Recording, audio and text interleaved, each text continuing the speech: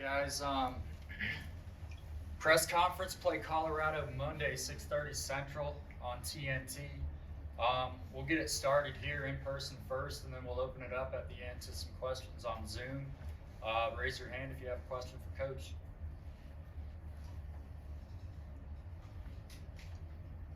Yeah, Coach. Obviously, Colorado returns a lot of talent from a team that was successful. What stands out to you about them? Because on paper they look like a well-rounded team. The first thing I notice is upperclassmen, seniors, graduates. 7 of their 8 top players returned. Sweet 16 team that only lost to Iowa by 10. So that tells you before you ever even look at film, they're going to be very poised. They're going to have played lots of games together. And that's a concern because I don't care how talented you are, experience matters, and they're outstanding. They're a very good team. They've got everything you need. They've got a quickness at the point guard that makes a lot of things happen. They got big inside, and then they got 3-point shooters. And I think they play their conference tournament where we're going to play. I'm not positive of that, but it seems like that's where they play it now. Yeah, Kim, what was the most pleasing thing about the exhibitions? Was it the attention to focus and intensity, like nobody really let up? People you put on the floor, all of them, was attention to detail. There was no. Well, the purpose of exhibitions are a lot of things. One, I still have a soft place in my heart for people who need the guarantee money for their budgets. That's the first thing. The second thing is turning the lights on and simulating a game situation with not as much stress involved, where it'll allow me to look at different lineups, and that's what we did, and that's what we've done. Hey, Coach, what did you like about the lineup that started last night's game against Louisville? I thought the energy, I thought sharing the basketball, we obviously shot it really good. I thought on the defensive end with that group, we're going to keep working. But you look at that group that started, you have 2 returning starters, a freshman and 2 transfers. So we're not going to all be on the same page right now. They're not going to all be on the same page, but the more they can play together, the better they'll become. Offensively, what did we score? 42 points in the first quarter, so that's not a secret. I've told you we can score the basketball at a lot of positions, but there's more to the game because you're going to play good teams that can guard you. And so looking at those 5 that started the game, I saw a lot of good things on the offensive end and things that we've just got to continue to improve on the defensive end. What do you want for tonight, and what are you most proud of with the documentary that's coming out? Oh yeah. When you say tonight, you caught me off guard. I thought we don't play tonight. Y'all haven't seen it, right? You need to see it. I'm most proud that LSU produced it, and the young people in that locker room that were with us from start to finish. I'm not one to allow cameras in the locker room. Even when it was required by the NCAA, it just makes me very, I think a locker room is a sacred place. And when you bring cameras in there, I think you see people who fake it and say things that aren't real. I can't do that. So I trusted LSU and the people that have been with us to do a real job with it, not knowing that we were going to win the national championship, but they produce things every week, and they're never going to put you in a situation where you can't be who you are as a coach for fear of them putting it out there for the public to misinterpret. Because things, guys, are said in the locker room for just the team and the coaches. And sometimes, as you well know, when you put it out there in a public setting, everybody has an opinion. That's what I'm most proud of, is how professional they were and job well done. I saw it for the first time a week ago to just approve it or see if I noticed anything that needed to be added or taken away, and I was just blown away. I teared up, actually, because I don't even go back and watch the games. Once a season is over, I don't go back and watch games. It's done. I don't want to rehash it. I lived it. And that was the first time we've ever really had something like that in my career. And it's inside a locker room, and then you watch it play out on the court, and you watch the players that are speaking in the documentary. It's really good. I would suggest that if you don't have time tonight to watch it at 8 o'clock, spend a little money and watch it because it's good. Kim, obviously you've been through this experience before, coming off a national championship and trying to build a team again and all that. This time you have celebrities on your team. You have millionaires on your team. Is it different now, and how have they responded? Has the response been what you wanted, and how do you need to approach this team and building this up to this season, if anything has been different? Nothing in the coaching aspect or in that locker room is any different. It's just not. What is different is the outside noise and the outside world that we live in, with divulging how much money they make with NIL, seeing them on TV. That is different. For me as a coach, the good thing is I have no idea what's tweeted and all that unless people send it to me. And if it's something sent to me, it's usually, Coach, you might want to say something to them because this is a little bit on the vulgar side, or this doesn't represent your program in a good light. And then I will view it and get people who know about social media to tell me what exactly does that mean right there, because I don't know. And so that's the only difference. Inside that locker room, nothing is different. We coach just as hard. You don't see kids fighting over who makes more money. I don't even know that they know who deals are done with. They know that coach is going to take care of them with the collective that is the LSU NIL, because all of them are going to be treated the same from me. But anything on the outside that they get with NIL deals, I don't really know about unless somebody sends it to me. But coaching is coaching. Competitors are competitors. They don't go in that locker room and think because they make money or they're celebrities that they're just going to walk out on that floor and win a basketball game. They do know that when you're preseason ranked number 1, they do know that when you are defending national champion, that comes with a lot of expectations, and it comes with a target on you. And we're not going to go undefeated, guys. Colorado is more poised than us right now. Colorado is playing LSU at the right time. I really believe that, because they're that good. They're that good. We're still trying to move people in and out. I'm still trying to figure out who our defensive stoppers are. Colorado doesn't have that issue right now. When you have 7 of 8 returning players, it's running a lot smoother in November than LSU is. Hey, Coach, a two-part question here. Last night's starting 5, is that the official unit? And the second question is, how close or far off are y'all conditioning-wise? Well, let me answer the second part. We're not in condition. We're not in great condition, nor do I expect us to be in November. I could have a different starting 5 depending on who we play. That may be the starting 5 for Colorado based on matchups. Which 5 gives us the best matchups on the defensive end of the floor. And then we could play the next game, and I could have Samaya in there with Angel. I could have a different wing player.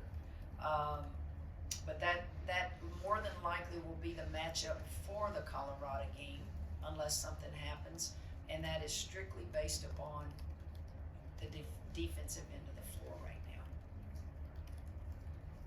I got a couple. You know, worried about the celebrity of this team being in Vegas? I'm more worried about security being in Vegas, with them being so well known, and we'll take care of that. LSU will provide security with us. I'm not worrying about them being distracted. We will have times and places when they can enjoy Vegas, but it's a business trip, and they know that. I haven't even asked them. Surely all of them have probably been to Vegas in their life, but you've got a lot that can't even gamble. They're not old enough. So it's a business trip, and we'll mix a little pleasure in there. I know I've been around young people a long time. I used to go, when we take teams to Vegas, you want to take them to a show. And they don't want to do that anymore. What do they want? Free time and give me my per diem. So that's new for me. We used to all go to a show. Well, I don't like this one. I want to go to this show, but I like this show. So what you do is you just give them their per diem, let them enjoy their free time, but make sure you have security where they're safe. What did you like about, I guess let's call it the 5 that you had yesterday? What did you like about them as far as sharing? What I liked is it was a better start than the previous exhibition, but it was a different group starting. So I liked the way we started. I liked the way we shared the ball. I liked the energy from all of them, and they kind of fed off of each other. I still think throughout the course of the game, and some of those did, coasted. You know, they realized the score was what it was, and I want them to understand you're not going to coast come Monday. It is going to be a very, very hard-fought basketball game Monday. Got time for a couple more here in person. Yeah, Coach, Haley looked like she got going or was more aggressive in the second half yesterday. How have you kind of gone about, balancing her with point guard, scoring, and just how she approaches it? Haley is just, she's a little basketball junkie. She picks up on things quickly. She hasn't been a true point guard in her college career. She's been a kid that has taken abundance of shots because she needs to. We're not going to take her scoring away from her. She just needs to be more our primary ball handler and know what's going on. She needs to be the coach on the floor for us right now.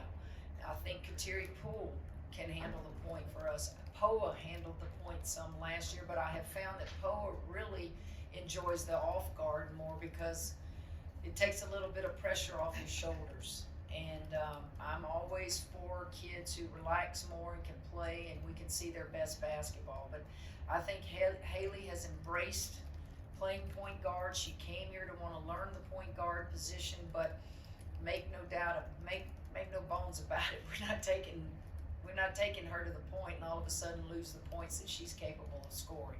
Is it similar at all to Alexis last year? It's similar to Alexis. It's similar to Odyssey Sims. It's similar to a lot of them that have played, that could and have played the off guard a lot. But now I need them to really focus on the point guard position. But I'm also not taking Haley off the wing either. If Kateri's in the game or Poa's in the game, I can move her to the wing.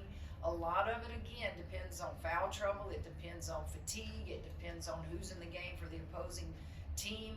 So I've got a lot of moving parts that I can, move around. Hey, Coach. You had a lot of nice things that have happened to you since you won the national championship. Is this game a byproduct of winning the championship? No, I think we get hit up all the time with people who want us to match up with certain people. That happens all the time. People love to talk about our non-conference schedule. At what point does that stop? At what point does it stop? We won a national championship. Coaches know what they're doing.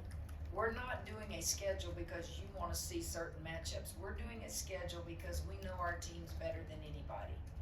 And sometimes you overschedule. Sometimes you underschedule. It doesn't affect you. It doesn't affect you. You're trying to get better in the last 6 games if you make it that far, or what you're playing for. And a top-20 team right out of the gate is going to be a tremendous challenge for us. It is. I was going to follow up just to how early you remember introducing the schedule to your team to kind of give them that target to shoot for in November. We don't give them the schedule until the first team meeting in August. So our first team meeting, it was in their notebook. The times were not there. The SEC times were not even there. But I can't think of any time we've ever really given it to them in the summer or anything like that. When a target It's the week you play. It's the week you play. Obviously, with the 2 exhibitions, I don't do scouting reports. I don't do detailed work on exhibitions. They don't matter. We tear that stat sheet up and we throw it in the trash. So along the way during that week before you play your first opponent, whether it's Colorado or who, you're working on that team without our team even knowing. So we've done some things all week in preparation, and then we start doing our scouting report. We did our scouting report Tuesday. And so we'll get back in the film room today and just keep building, and we'll practice here all the way through Saturday and leave Saturday afternoon for Vegas, practice there on Sunday, and play on Monday. We'll go to Zoom for any questions. Hey Coach, my name is Brian Howell. I cover Colorado for the Bola Daily Camera. I have a couple questions for you. You mentioned, obviously facing a top 20 team is a challenge right out of the gates. What are the pros and cons? Because a lot of teams will kind of ease into the season a little bit with some maybe some easier games. What are the pros and cons to a top 20 matchup? Well, I would like to have eased into it, but it was an opportunity to challenge us early, humble us early, and it's not something that is going to devastate us if we lose. It's going to teach us. It's going to make the new ones understand. And when I say new ones, I'm not just talking about the freshmen that will play a lot of minutes. I'm talking about the new roles that some of our players, returning players, will have to play. And I don't know that there's really a con to it other than the fact you could lose the game. But you pick yourself back up and you get right back to work and you improve. So the pros may be if you are not supposed to win the game and you're the underdog and you do, it could really jumpstart and give you a lot of confidence if you look at it that way.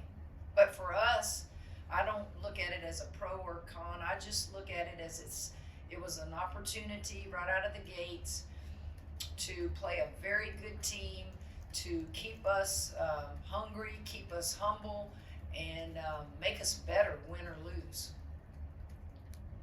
And then I imagine that you watched Colorado when you were scouting Iowa last year, because Iowa played them obviously in the Sweet 16.